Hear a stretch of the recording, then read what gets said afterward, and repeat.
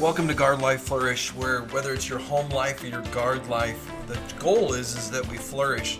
Really glad that you guys joined us again this week. I don't know how to explain how excited I am about today's interview. We have a special guest today. We have Jeremiah Trapp, Captain Jeremiah Trapp, and he is our Director of Psychological Health. We love acronyms in the military, so I've always saw you as DPH, and I got to be honest with you, I not necessarily knew always what that meant, but now since they wrote it out in the script, I know what it means. Those are big words. I can't even spell it, let alone say it. So happy you're here. I really am. I'm stoked. Thanks for having me. I'm excited to be here with you, Chaplin, and to talk about Purple Resolve. So it's just an exciting subject. It really is, and I think that one thing that I would ask before we get going too far is take a few minutes and tell us. You've been to a lot of education. You do a lot of things. Tell us a little bit about yourself, your credentials, and all that stuff. Okay. So I started here in the Guard as the behavioral health officer, as an M-Day soldier in the MedDet. Okay. And then as a full-time civilian as the director of psychological health. Okay. And credentials. So I got a bachelor's in psychology and a minor in criminology. Went to get my master's in social work at Missouri State University, and then got my LCSW after my 2 years of supervision hours. And LCSW stands for? Licensed Clinical Social Worker. Okay. So you got all the alphabet behind your name. You are a smart guy. You've spent a lot of years learning how to care for people. You're in the I don't want to say the pit, but you're in the war of taking care of people. It's an ongoing, every day, every moment, existing thing. More power to you. I don't know how you do it. I could never have your job. You have had many years of training. MRT, Assist, Safe Talk, for all of those acronyms that I'm throwing out there. These are all programs that have helped soldiers and airmen through the years deal with things as resiliency, as assist is suicide intervention, so helping them. You not only have been trained in those, but you teach them as well. Right. Because you had too much time in your hands as you were going through college and all that, because you don't have enough clients. No, you did it because you care for people. You want to see people be the best versions of themselves as they can. And so you're going to go the extra mile to do that.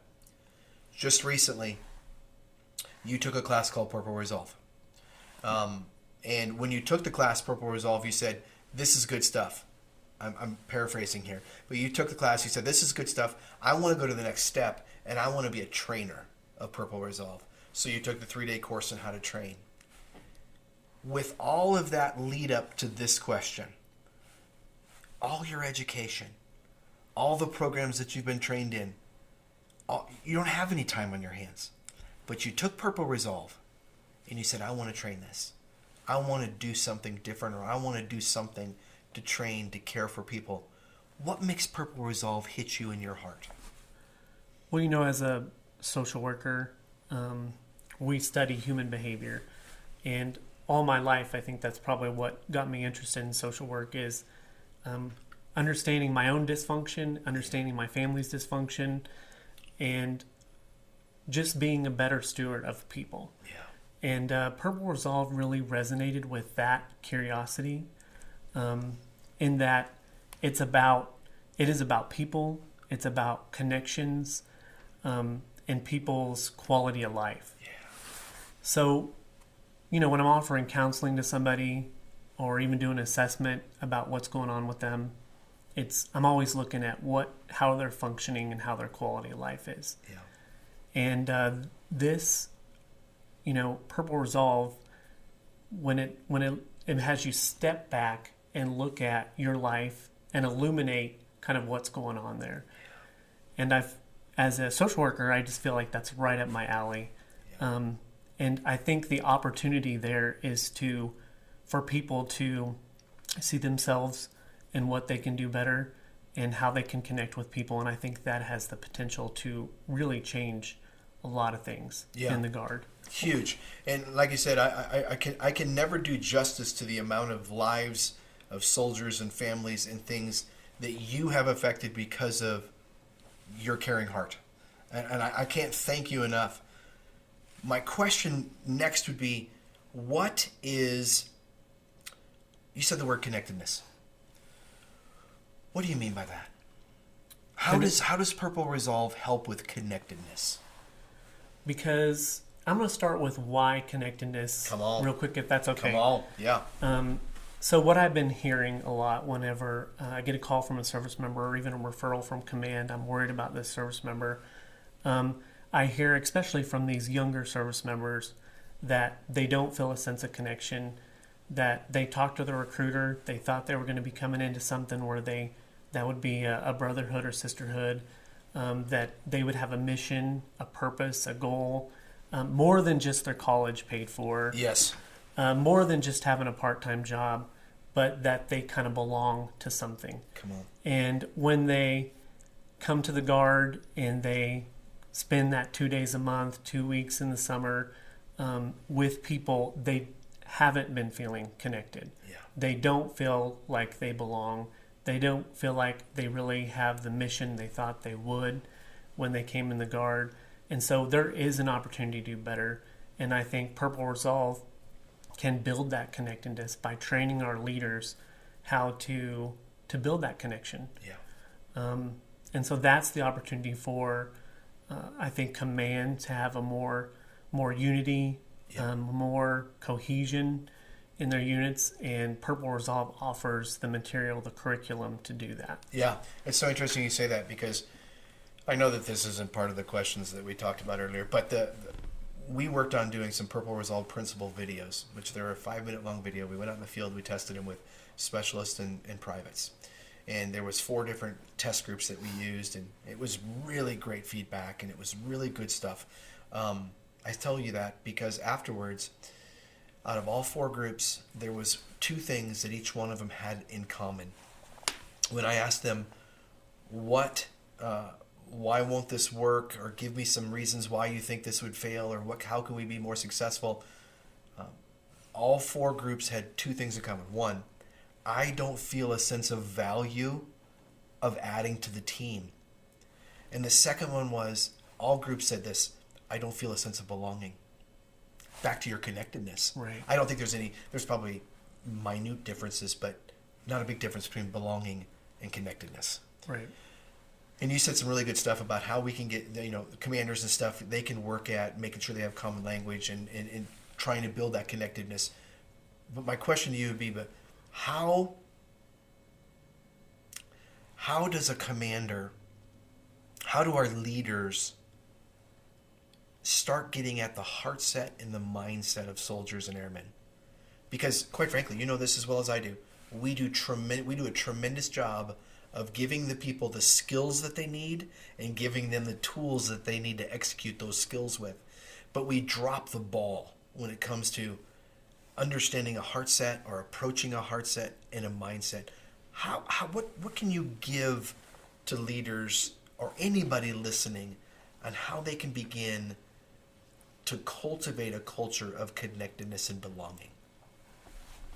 I think that's a really good question, Chaplain. And I think that from my perspective, what a leader needs to do is take a look in the mirror.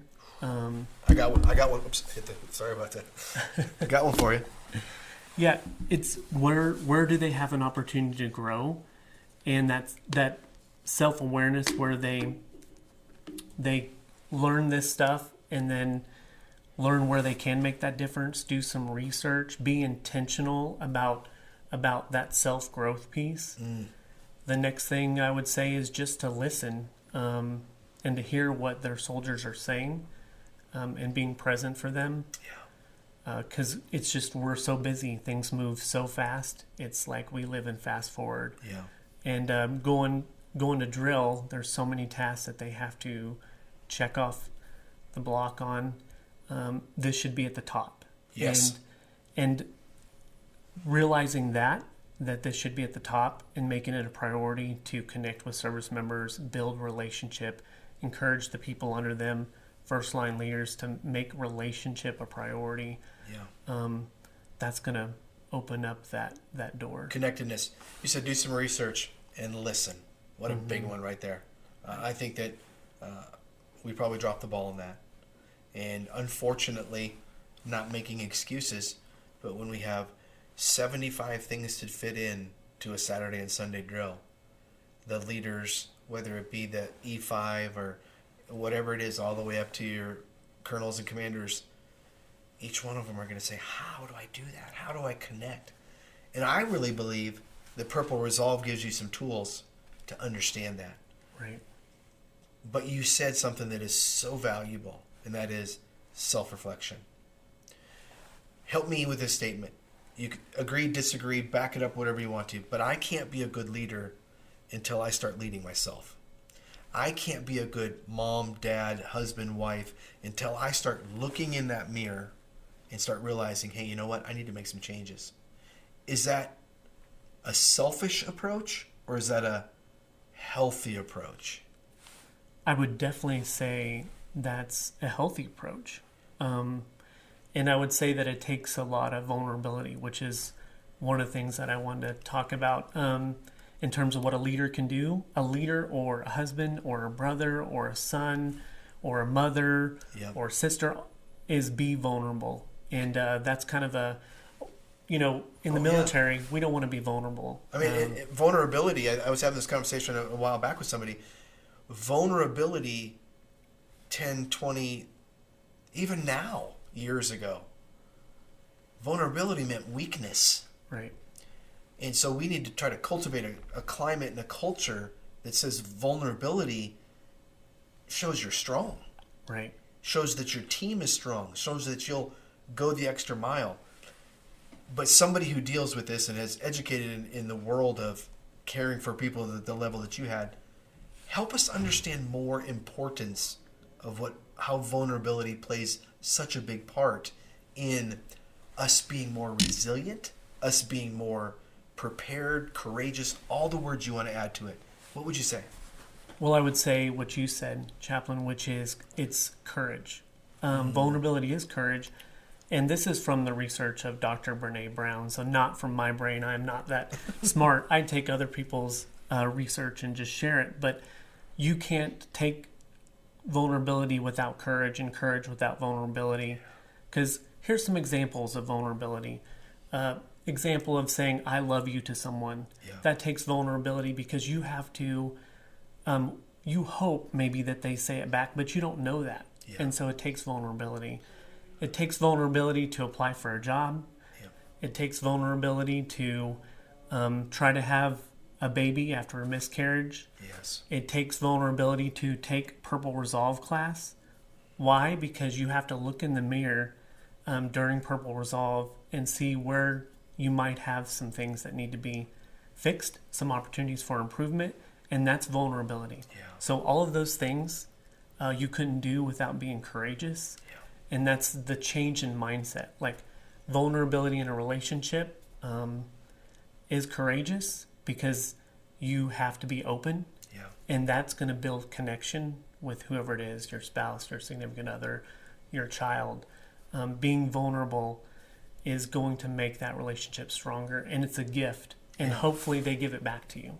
Yeah. So vulnerability is huge. I mean, I don't think that anybody would, at least me and you, aren't going to disagree. I mean, it's right. Awesome. I don't disagree with chaplains. Nice. I'm glad. Well, you can. Trust me.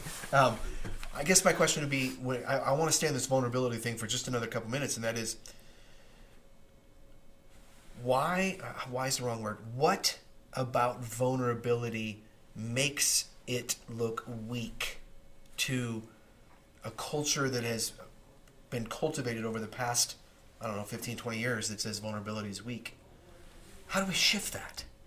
How do we shift that in baby steps to make it vulnerability is strength in a culture that we want to exist in, an enriched culture?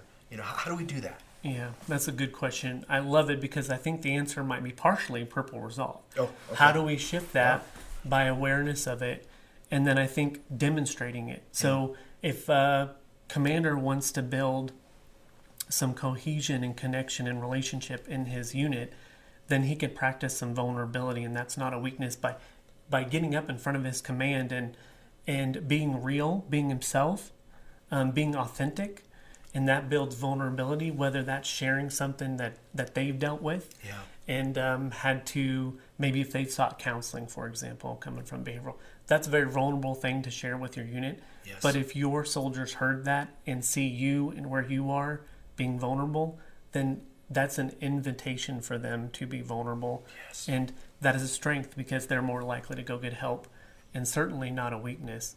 And I think in military strategy, vulnerability, of course, is not a good thing. Yes. Because you don't want to be at risk. Yeah. But in relationships, it's important to take that risk and be courageous. Relationships at all level, because oftentimes our younger population of soldiers and airmen, they're going to hear relationships, they're going to think boyfriend, girlfriend, or husband, wife.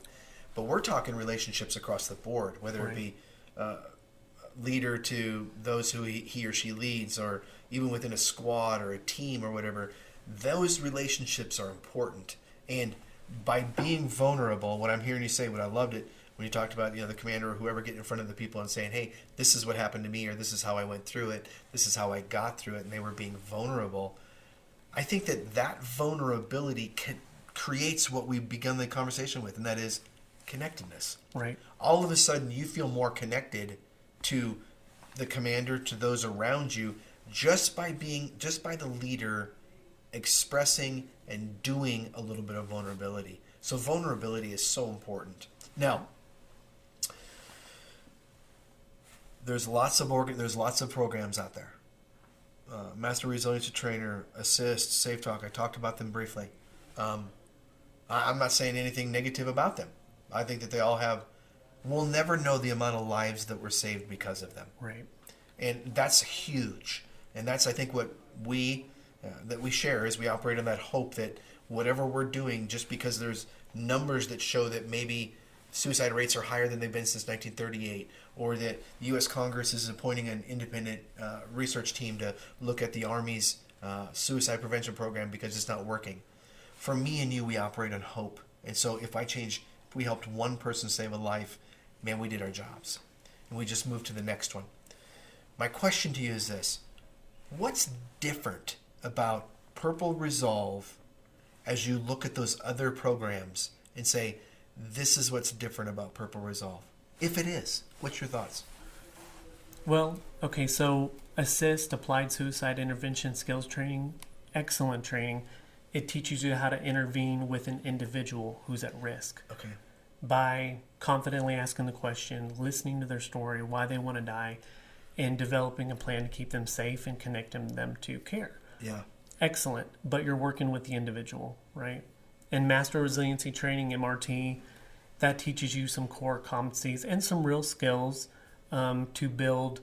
And it's very connected to Purple Resolve. The positive psychology piece really is MRT, whether it's building optimism, self-awareness, self-regulation, all those really good things that have been studied by the University of Pennsylvania. Fantastic things that give you like the real skills. But I think Purple Resolve ignites kind of the light for the big picture, the why we're doing it. And so what I see as an opportunity is for people to, get in that and see. And there's many paths you can go after taking Purple Resolve. Yes. But it lights up the big picture, the why this is important. And that's probably where some of these other programs could have started. Yes. So I think Purple Resolve is a real prevention effort in that it catches people in their curiosity about what they can do and how it can be stronger and how it can build connection, how I can be a better leader. And Purple Resolve's, there's a lot of literature. Like once you take the class and realize where they got this information and stacks of books. It's not just somebody decided, hey, let's get together for a weekend and talk about what we should be doing or how we should be doing it. This is years and years and years of research, not just by person, but by a whole bunch of stuff. Right. It's a huge cesspool. That's the wrong word, but it's a huge collection of stuff for us to use, and it makes better soldiers, better airmen, better this, that, and the other. Hey, listen, we're out of time. I could talk to you for another 2 days because I have another 2 days worth of questions. Would you come back sometime and do this again? Oh. We can have a part 2 and a part 3? Absolutely. Because I think that there's a lot of stuff that we need to get to that I would really like to get to. So we're going to count on part 2. And you already committed to it, and you said you wouldn't upset a chaplain, so we're gonna hold you to it. Got it. Okay, so we'll do it again. Hey, from all of us here at Guard Life Flourish, I'm telling you, this is great stuff. If you like what you heard or you loved it, man, please give us a thumbs up, subscribe. Make sure that you put down there in the comments. Maybe you have questions. Maybe you have people you'd like for us to interview, get to the bottom of something, or hear some more information from somebody. Put that in the comments as well. But from all of us here at Guard Life Flourish, Captain Jeremiah Trapp and myself, man, we're looking forward to next time. And until next time, take care of yourself. Clear.